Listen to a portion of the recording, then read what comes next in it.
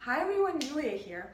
So on the first day of 2019, I thought that I should show you my plant room.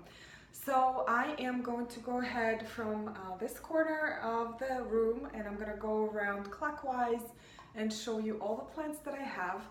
If you have any questions or comments about a certain plant, post it in the comment section below. I think if I will go into detail about every plant, this video might get too long, so I'd rather show you kind of like the overall layout and then I can go into the details later. So I will start with this plant right here. This is an umbrella plant. This is a variegated variety. You can see beautiful patches of white and yellow. And these plants are really easy to take care of. And that's my bookcase with all of my gardening books. The plant in the corner is Ficus benjamina, and I bought that plant as a tiny little plant about 10 years ago. I brought it all the way from New York City on the train back home, and it just grew enormous. It looks like a tree right now.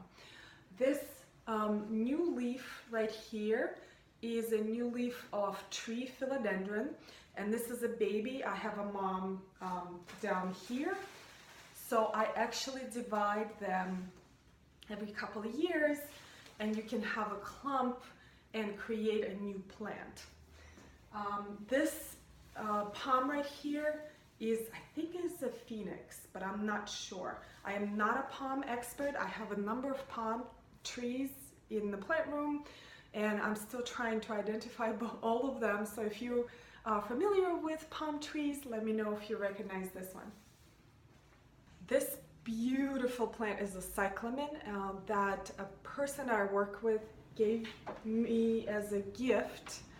Just gorgeous plants. This is some moss I collected a couple of weeks ago. I'm just waiting for a couple more projects that I'm working on. Now this family, here, I'm just gonna show you here. This family of plants right here, those are Dracenas, and it was all one plant and it became really leggy, so I started cutting it and creating more plants out of it. Now, if you're a plant killer, this is a plant for you. It is so easy to take care of. It can take drought, it can take overwatering, shade, sun, whatever. It is like so easy. What else do I have here? Oh, this is ginger. And gingers have these beautiful kind of striped leaves. And whenever I replant it, I take a little cutting of it and it does smell like ginger, very delicious. Now this corner here is basically a palm, and I have this terrarium that I made a year ago. Some of the plants did really well, some did not do that well, so I'm actually going to probably deconstruct it at some point.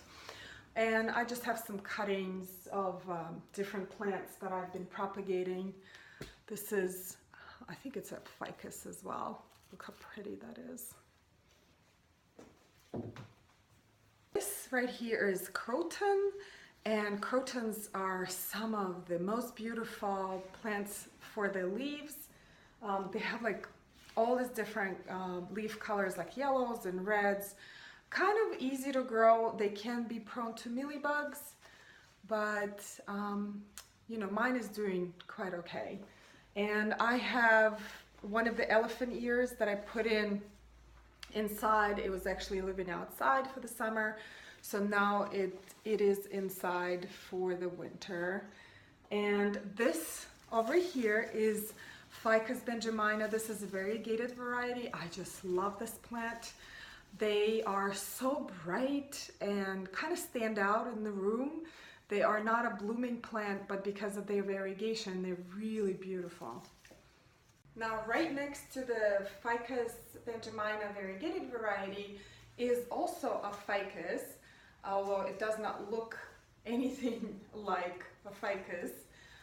This is a rubber plant, and I just love the contrast between these bold, darker leaves and the finer, lighter leaves on these two plants. So this beautiful plant is Iresine, and I did not know the name of it for a long time because I bought it in the nursery and it was not tagged or anything. So I found a Facebook group, and this could be useful. It's called Plant Identification and Discussion, and I posted a photo of it and somebody recognized it and they ID'd it for me right away. It was really cool. So this plant I do put outside every summer. I take cuttings of it because it grows really, really large, so I have to chop it down almost to the ground. It fills in like within a month. It's this huge plant, but I really enjoy it indoors. It provides so much color when we really need it. Now this here is my windowsill garden, and it has a lot of plants that I put indoors for the winter. So like the Coleus, look at these beautiful leaves. I think this is a Kong variety. And this Euphorbia Diamond Frost, this is a proven winners variety. It's beautiful in the summer, and I just wanted to see if it will survive indoors. And this beautiful Coleus here, that is my little Christmas plants. They're kind of on the way out. And here is my succulent corner. I know succulents are very popular, and I've been growing succulents forever, and I just love them. I adore them. If you want a little bit more detail about their care, propagation, watering, anything you want, I'll make a video for you if you're interested. But I enjoy these little guys a lot. Now, this right here is an elephant ear, and if you have been watching my videos, you probably recognize it. This is a plant that I take indoors for the winter, and I do need this giant pot for it. It does not do great in the winter, but it survives just fine until I put it outside for the summer again.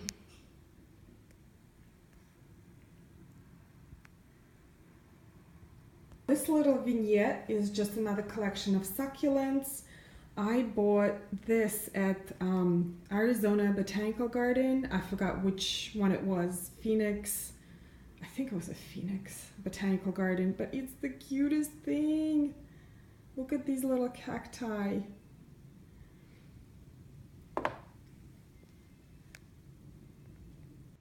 Now this here is my work area, and I don't have a lot of plants there because I kind of need to move around. But on the mantle there, I have a couple of calanchoes projects that there is a video for it. There's a layered sand, and calanchoes are planted kind of in the middle. If you're interested to see how it's done, I'll post the video link down below.